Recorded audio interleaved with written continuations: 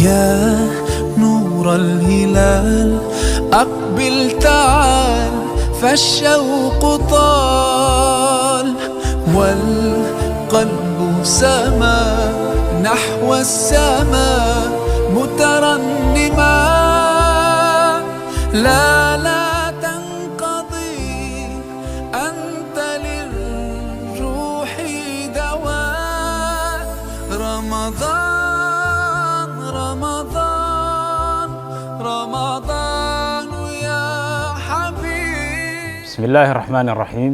الحمد لله رب العالمين، والصلاة والسلام على أشرف الأنبياء والمرسلين سيدنا محمد وعلى آله وصحابته ومن اتبع هداه ونهج نهجه إلى يوم الدين. وبعد waxaynu muddo kooban ka hadli doonaa insha allahu tacaala bisha barakaysan ee ramadaan oo ah fursad ilaahay subxaanahu wa tacaala uu inoo siiyey inaynu kaga sahay qaadanno daacaadka iyo cibaadaadka ilaahayna subxaanahu wa tacaala aynu ugu dhowaano. maxaa yeelay waa bil ilaahay subxaanahu wa tacaala u libinlaabo xasanaadka iyo ujuurta u libinlaabo ilaahay subxaanahu wa tacaala, waana fursad ilaahay subxaanahu wa tacaala u fidiyey addoomihiisa mu'miniinta iyo mu'minaadka. ramadaan waa fursad iyo jaanis qofka mu'minkii uu ku samayn karo isbeddel iyo takhyiir.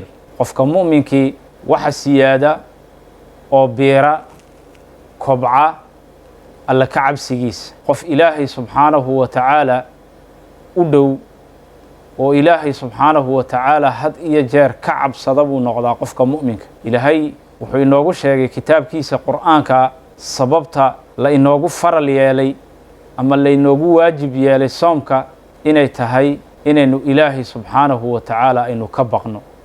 yaa ayuha aladiina aamanuu kutiba calaykum asiyaam kamaa kutiba cala aladiina min qablikum lacallakum tattaquun buu ihi ilaahay subxaanahu wa tacaala.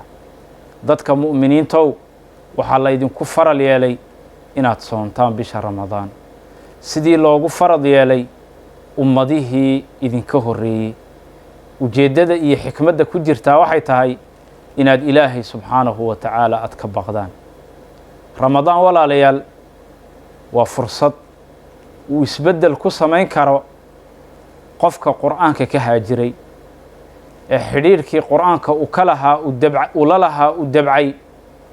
haddii ay tahay akhrinta qur'aanka, tadabburka iyo macnaha qur'aanka oo la fahmo oo la fiirfiiriyo, iyo haddii ay tahay in la xifdiyo qur'aanka, iyo haddii ay tahay in lagu camal falo qofka xadhiggii isaga iyo kitaabka ilaahay subxaanahu wa tacaala ka dhexeeyey uu ka dabcay. waa fursad uu isbeddel ku samayn karo oo uu xidhiirhkaasi ku xoojin karo oo kitaabka ilaahay subxaanahu wa tacaala waxa weeyaan ula noolaan kara qofku qiraa'atan wa xifdan wa tadabburan wa camalan intaaba uu ku xoojin karo.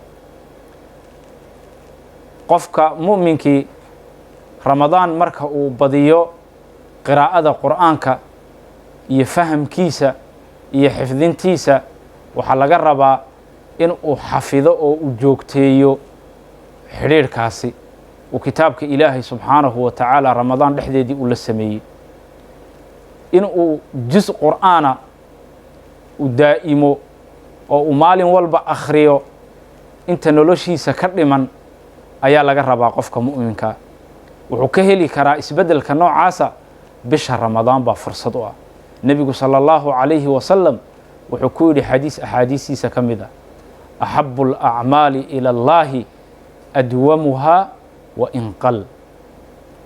acmaasha iyo daacaadka iyo cibaadaadka uu ilaahay ugu jecel yahay subxaanahu wa tacaala waxaa weeye kuwa uu joogteeye addoonku haba yaraadaane. qaliilun daa'imun khayrun min kahiirin munqatic. wax yar camal yar oo la joogteeyo oo aan la joojin ayaa ka khayr badan camal fara badan oo waxa weeyaan laablakac ku dhisan oo deg deg uu qofku uga dhex baxo oo uu ka caajiso.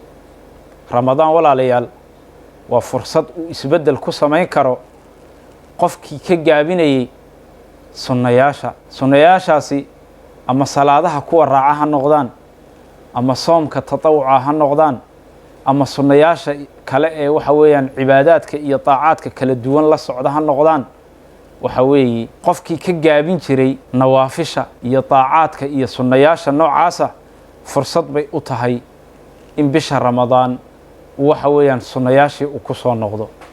bisha ramadaan waa bil ilaahay subxaanahu wa tacaala shayaadiinta kuwoogii waaweynaa uu ilaahay ummadda ka qabtay oo la xidhxidhay. waxaa diyaar noqda nufuusta ayaa diyaar u noqota taacada iyo inay u soo jeesato cibaadaadka ilaahay subxaanahu wa tacaala. quluubta ayaa soo qaabisha ilaahay subxaanahu wa tacaala iyo cibaadaadkiisa. sidaa darteed qofku inuu nawaafisha iyo taacaadka waxa weeyaan u xoojiyo bisha ramadaan fursad bay u tahay.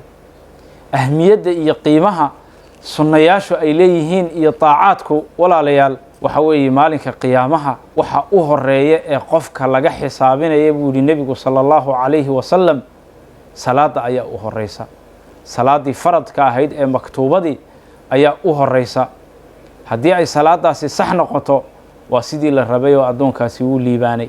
haddii salaadiisa ay wax ka dhinnaadaan oo naqsi iyo waxa weeyaan waxyaabo ka dhiman ay jiraan wuxuu yidhaha ilaahay subxaanahu wa tacaala waxaad eegtaan nawaafil iyo sunnayaal qofkii wixii uu soo sameeyey halkaa uga soo buuxiya baa la yidhaha. haddii sunnayaashiisu ay waxa weeyaan ay badnaayeen oy wanaagsanaayeen halkaas baa looga buuxinayaa. markaa ramadaan fursad bay u tahay uu isbeddel ku samayn karo qofka lagu imtixaamay in uu waxa weeyaan xaaraanta waxa weeyaan qof aan ka dhowrsanaan jirin oo xaaraantu ay balwad u tahay sida maandooriyayaasha, mukhadiraadka, sigaarka, qaadka iyo khamrida iyo wixii balwad oo dhan oo xaaraana waa fursad uu qofku kaga istaagi karo.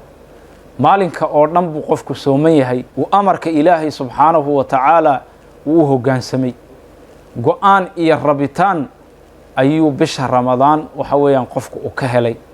maanta oo dhan 14 saacadood qofkii afxidhnaa ee amarka ilaahay fulinayay caawa inuu si dhib yar uu sigaarkii u shito ama uu qaadkii ugu laabmo ama balwadihii kale u lahaa ee muxaramka ahaa uu ku laabmo waxa weeye uu ka adkaysan karaa maadaama uu 14 saacadood ama 13 saacadood u soo adkaysay.